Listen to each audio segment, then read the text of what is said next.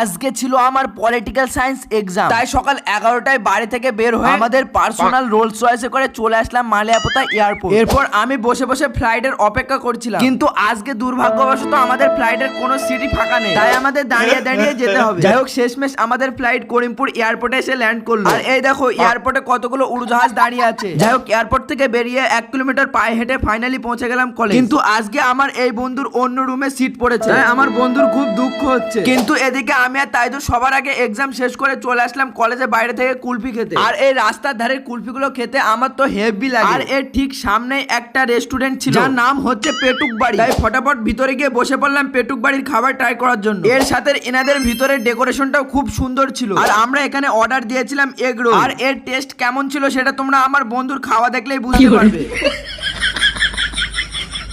সত্যি এগ রোলটা অনেক টেস্টি ছিল। এরপর করিমপুর থেকে 50 টাকার টিকিট কেটে সোজা চলে